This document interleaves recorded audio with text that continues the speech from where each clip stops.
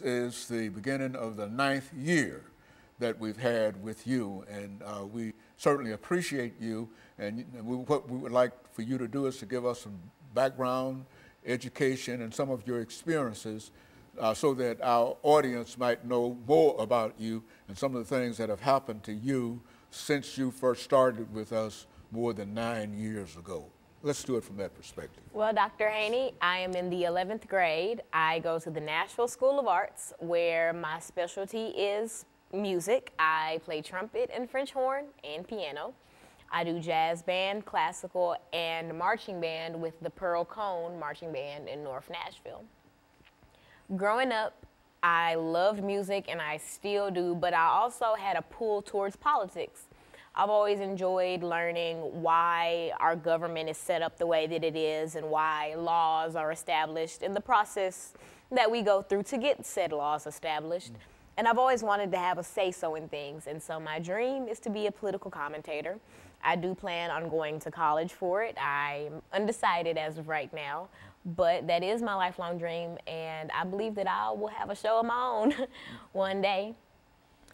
That's basically sums up my background and why I'm on the show, and I feel like the show gives me kind of a head start on giving my opinion and spreading my knowledge to others, because ultimately that's all I want to do. And I feel like I can appeal to my age group a lot better, seeing as they'll probably respond better to someone who looks like them and is of their same, age range, as opposed to listening to Fox News or CNN.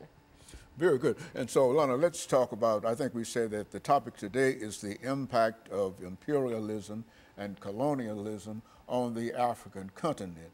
And during the last part of this segment, let's have you to give us some information in reference to the definition of imperialism, colonialism in the African continent, and why this should be important in terms of what we're talking about today. Well, imperialism and colonialism are often confused. Most people think that they're interchangeable, though they are not. Colonialism is a result of imperialism, and imperialism is when a larger, more powerful country takes control of a smaller country. For instance, imperialism could be described as Europe's influence on North America, or Europe's influence on Africa, which we'll be getting into in the next segment. Colonialism, when most people hear it, they think of Jamestown. They think of the early settlers here in the United States, but most people fail to realize that colonialism was a widespread thing, though it came in waves. There was the imperialism around the time of the early United States, and then new imperialism at the end of the 19th century, which is what we'll be focusing on today. And this is when Africa is divided during this period of new imperialism, I think Yes. as it was called. This is when British, German, all these forces came in and changed the face of Africa forever. Very good. And so what we'll do, we'll take our first commercial break in the next minute or so. But what I want you to do during this second segment is to enlarge upon this whole idea of imperialism and colonialism, and speak specifically to the African continent, because I think that you've got a lot of information in reference to the relationship between these three ideas. And what I'd like for you to do is to demonstrate to me, because I was somewhat reluctant to talk about this as a topic with you this morning, but I think you've demonstrated that you've got some good information in reference to it, and that you're ready to prepare to deliver it. So when we take our first commercial break, we'll come back and we'll give you an opportunity to go full force into telling the audience of the impact of imperialism and colonialism on the African continent. And of course, we'll be back with our audience following this very, very short commercial break.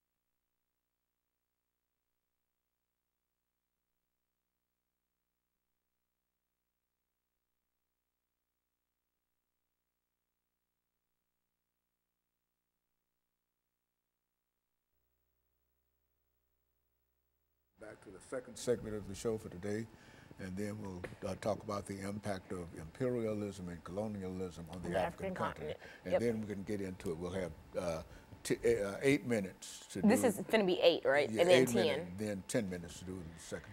Got it. I think that I'm going to make this segment like leading up to imperialism, and then the 10 minutes like during and after. Okay, yeah, Okay. well, like, however you want to do it. Okay. As long as you can keep on doing it and keep on speaking and making noise over there, you don't have any problem. The only problem with the television is when it goes silent. Nobody says anything. See, because that's You when don't have that problem that's with when me. people stop and look, and start around. For they'll be listening in bed, and they leave and sit up. And It's gone silent. So Oh, man. television don't go silent. No talk show. But I think this is a good show. It's demonstrating you got some knowledge and some information that. Did you hear my neck pop? What? Did you hear me pop my neck? Was that your neck? Yeah. I thought that was you. Let me see. Well, I already did. What, you pocket? Uh-huh. I was like that. Yeah. Yeah, well, no.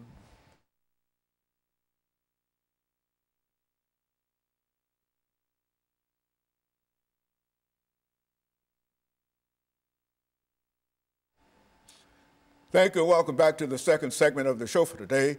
We're talking to Alana McLaughlin, and she's giving us some information in reference to the impact of imperialism and colonialism on the African continent.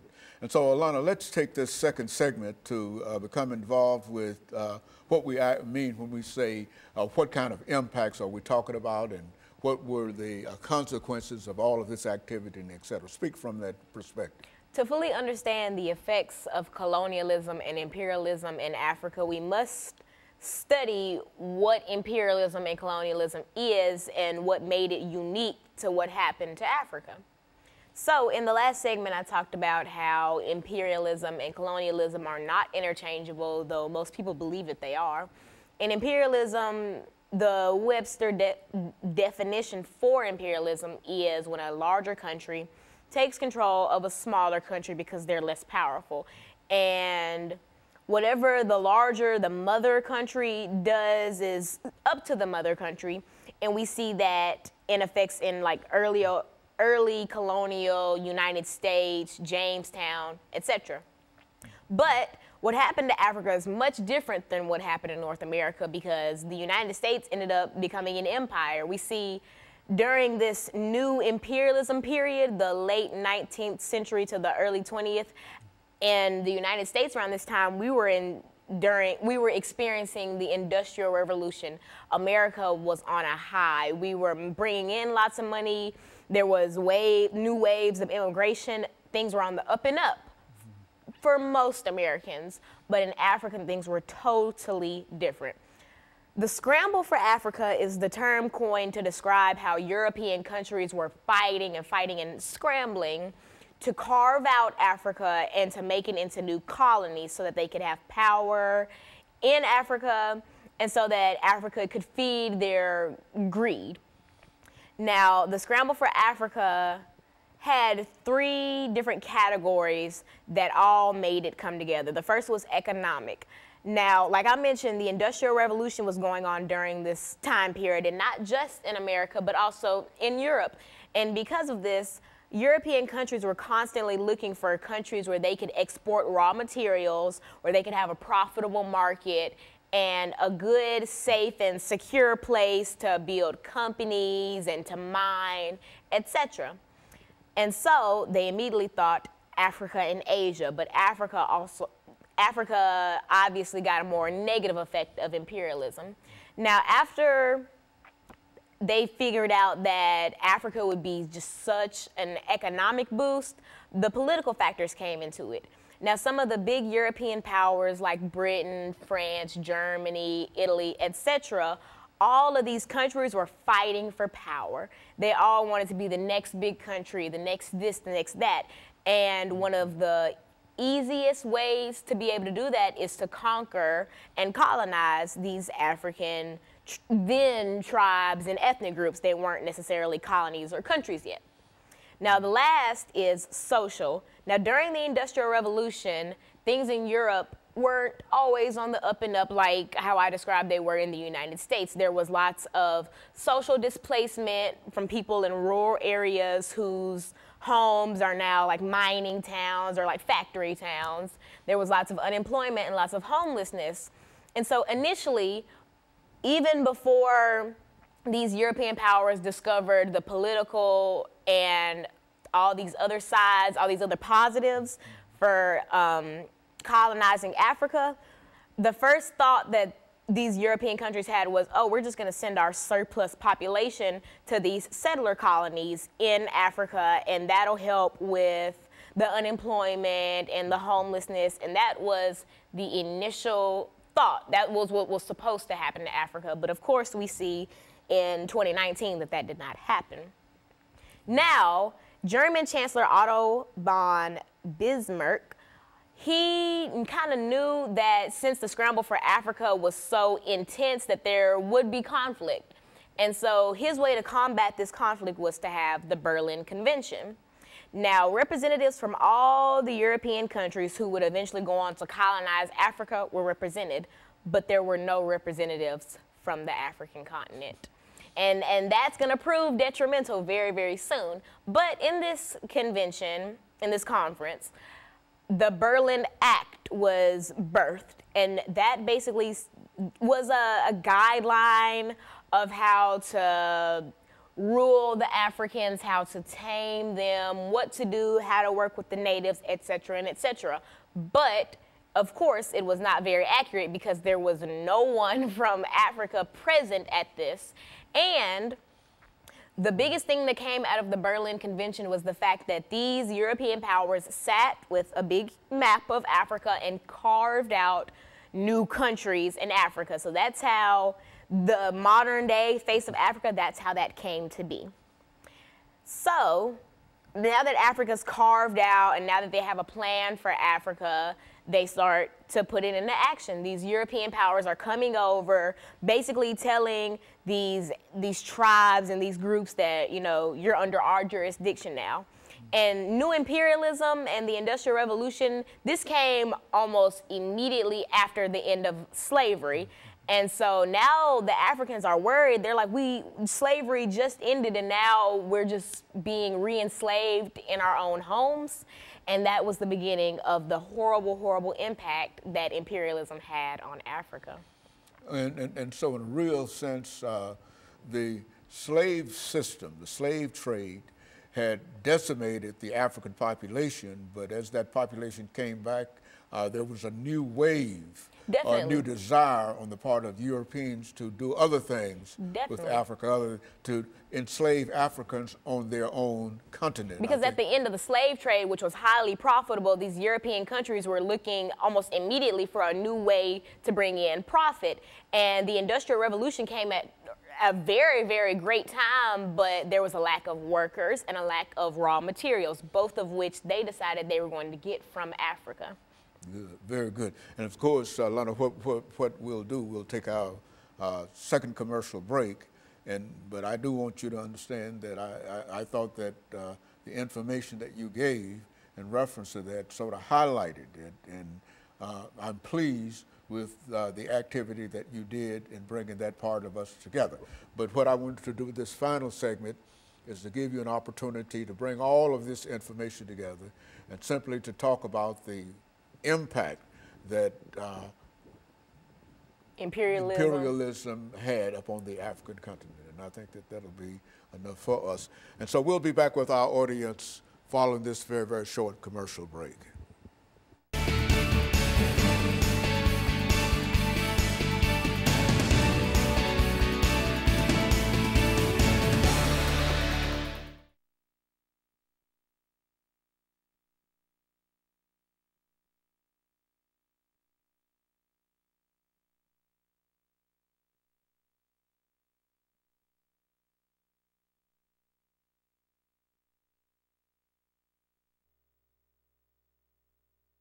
Because sometimes I don't have anything to say in reference to it. So, pull it all together.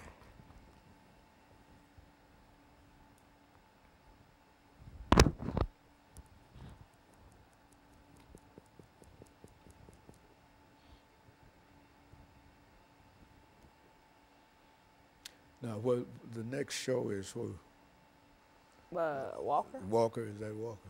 Uh-huh. What time do you think we'll be done? Around 2? Around 2:30 somewhere. I gotta be at the church at 5, so we'll come home and then go back.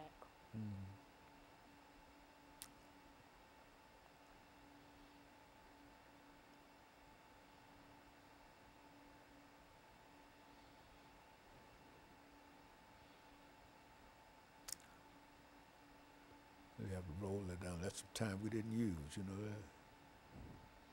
Oh, I didn't. Yeah. I didn't know. So you don't see it, but I can see it. Yeah, I don't. I'm just going with the flow. Yeah. Well, that's all right.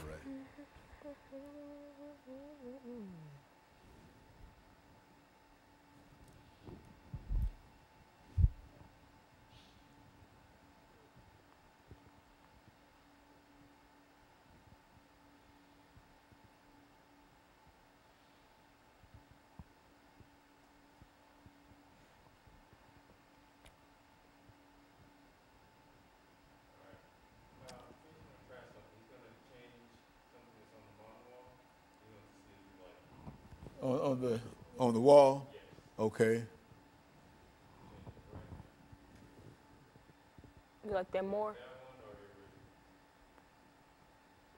Is it gonna say we'll be right back? Like, this is not the original? No. Okay, so you know how we were having the problem that that big thing was kind of cut off? Well, he just put another one up there. And so now you can see the full comments with Dr. James Haney. Uh-huh. So do you want to keep that? Yeah, let's keep that. Yeah, let's keep that. Okay, this is the last segment, 10 minutes.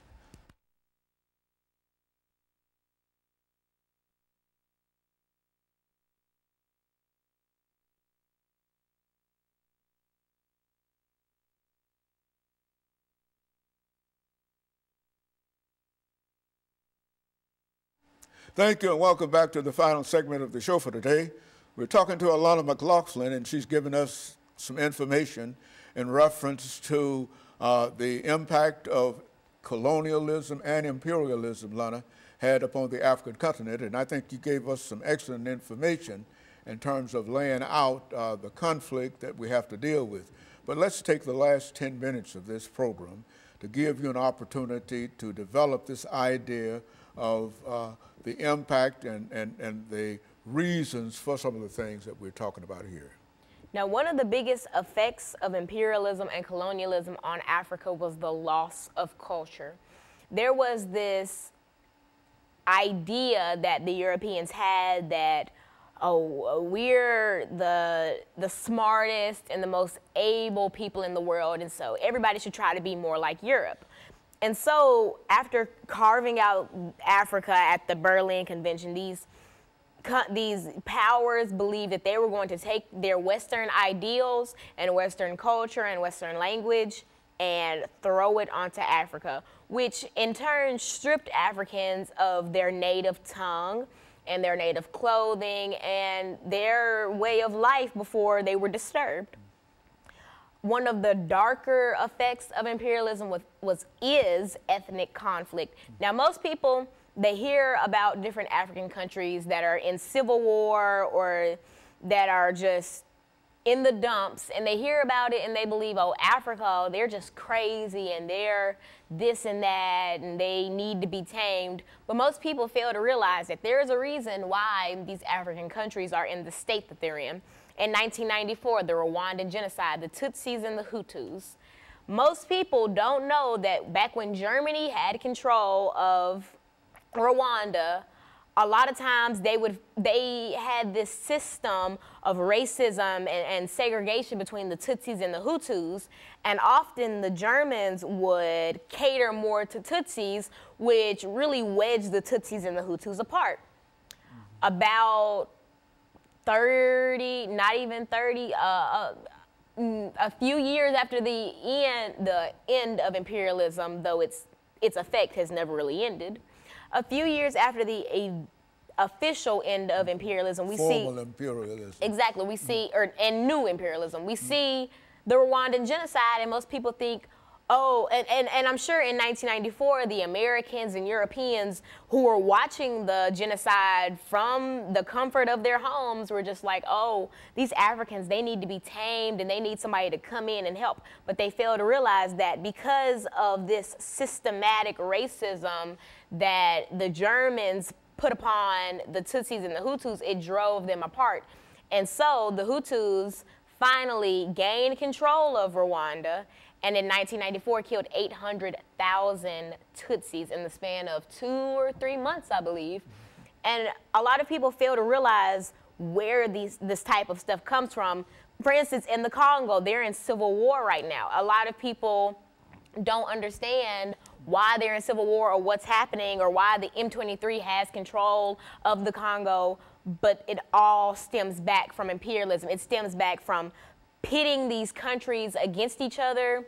It stems from ripping them out of their homes, forcing them to work, forcing them to find shelter in these gangs, in these groups, in these terrorist groups, forcing them to compete with Europeans for a way to live. We see in the Virunga State Park, which is home to the rare mountain gorillas in the Congo. The Congo is currently under the control of the M23, and the state park is struggling to stay open while there are powers that are coming in that are trying to mine in the park, though mining is illegal in the park, and that are trying to take away the livelihood of these people.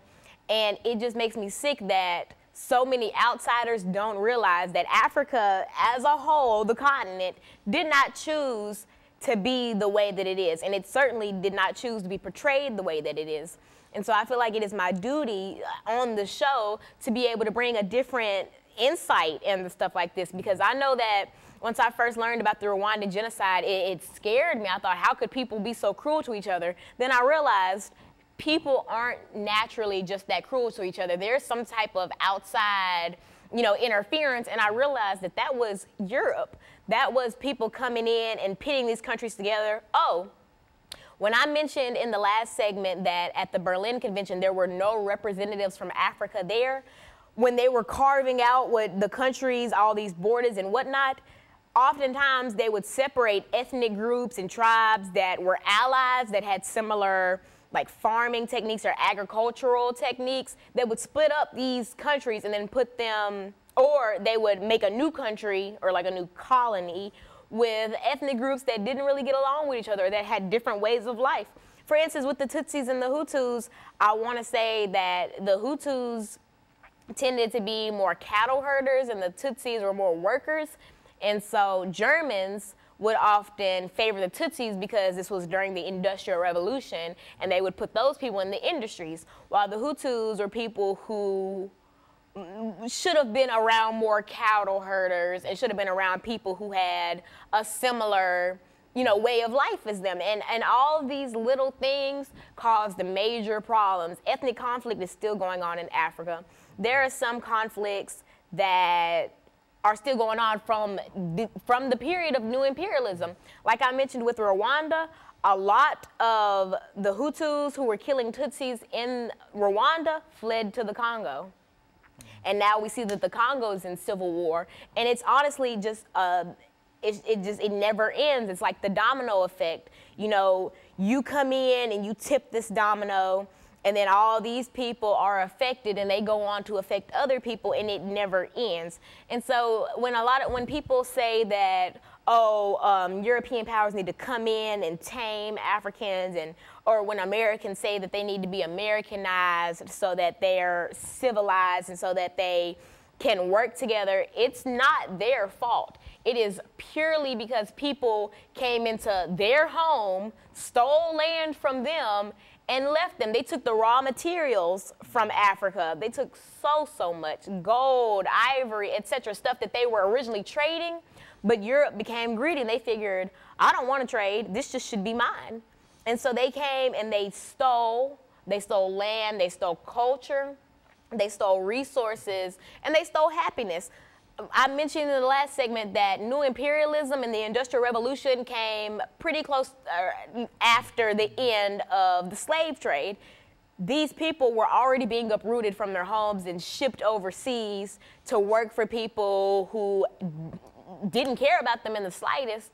And now there's another form of slavery, but just from the comfort of their own homes. And that's not right. And I feel like a lot of countries, other continents failed Africa. We as Americans failed Africa because even in 1994 during the Rwandan genocide, it was televised. How did we allow that to go on for 2-3 months, allow 800,000 Tutsis to be slaughtered with clubs and machetes and be beheaded and kidnapped and recruited into all these militant groups? I feel like the country and our ignorance towards the problem honestly allowed a lot of this stuff to go on. And this is not the first instance of America letting something go on. And this is not the first instance of America turning a blind eye to colonialism. We see that with the natives. We took their land, started the reservation policy, and in reality uprooted them from their native lands, tried to Americanize them, and then just left them to finish